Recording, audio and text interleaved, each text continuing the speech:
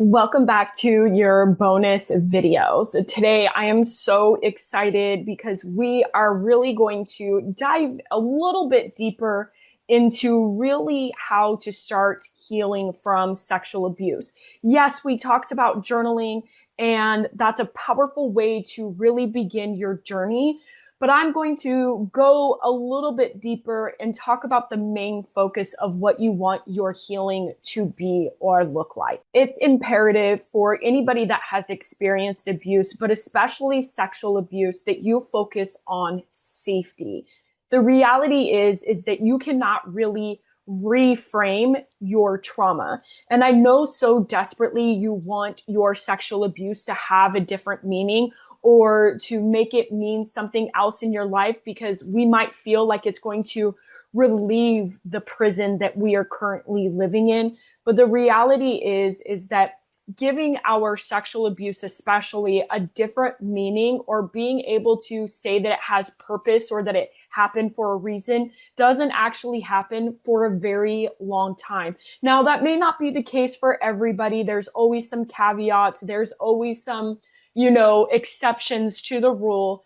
But the thing is that it is a process. And in order to get to that space, your goal is to focus on safety, not necessarily your mindset, not necessarily being able to feel all your triggers and face them, because you have to feel to heal. The reason why safety or regulating your nervous system is so important is because your mindset is truly a symptom of a regulated or unregulated nervous system.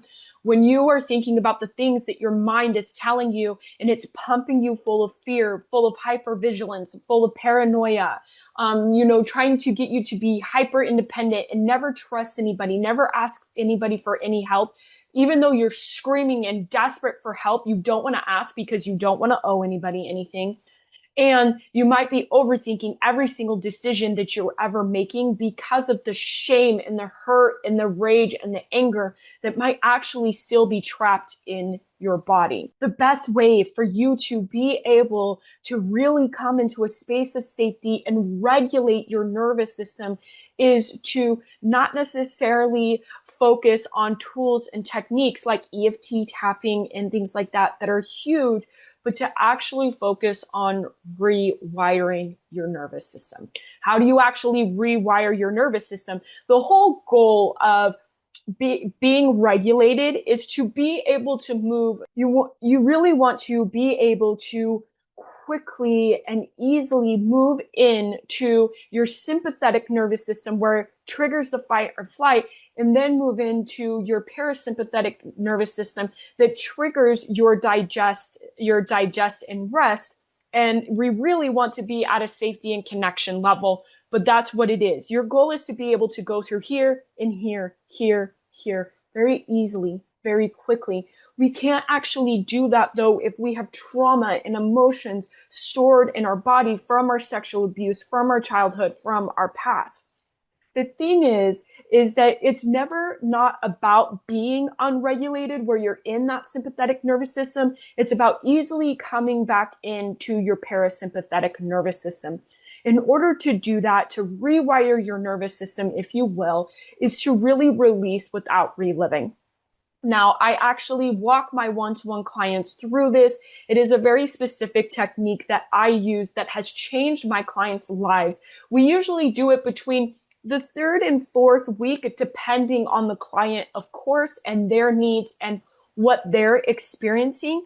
And then things really start to shift within that first week of us doing that nervous system reset, where you truly release without reliving.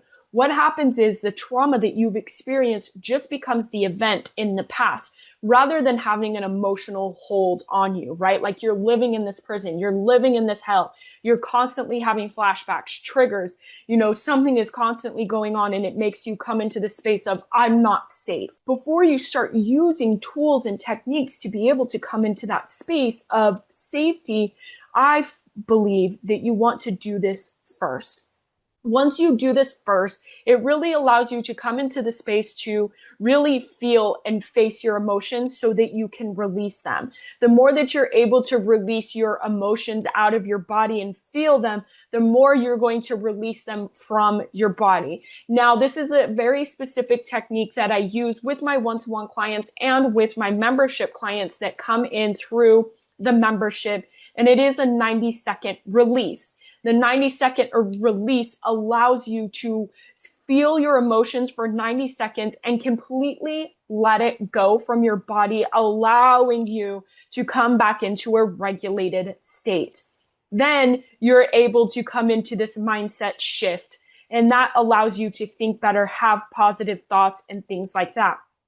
One of the most powerful tools that I have found after we do our releasing without reliving is to use meditations. Now, meditation that I use for my clients are specifically set up with energy healing, trauma-informed meditation, and they're truly visualizations. They are not focused on forcing you to breathe any specific way, even though we do use some breathing regulation techniques to help regulate your nervous system, depending on which nervous system reset meditation that you actually use. Now, one of my most popular meditations is a reset and rewire meditation that I will link for you down below so that you can check that out. Another technique that you can use, which you can find YouTube videos on this for anything, is EFT tapping. EFT tapping is emotional freedom technique. And what you do is you tap on certain points of your body that are considered acupuncture points in your body. And by tapping on them and saying specific things, you are actually releasing cortisol and allowing your body to reset. You can also use breath work. Breath work is a huge part of being able to regulate your nervous system. And as a reminder, it is truly about the exhalation that not only burns fat, but also allows you to regulate your nervous system, which actually means intense workouts or lifting heavy, taking walks where you're breathing out more often is actually regulating your nervous system.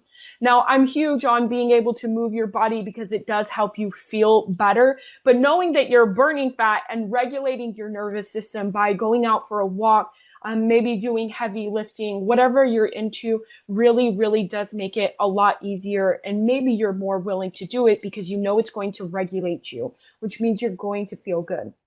Now, remember, our whole goal here is to create this safety, to feel safe and connected within ourselves so that we're actually feeling regulated. Now, this is just the tip of the iceberg in resetting and rewiring your nervous system, but it's so important for you to focus on this first. And if you feel like you're not quite here yet and you really want to focus on the journaling, I'm all for that too.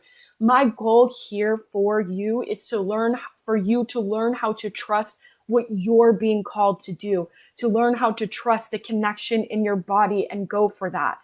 I'm always going to encourage you to do that, but this is just the beginning. In the next video, we are going to talk about self-care and why it is so critical for you as a survivor. I will see you in the next video.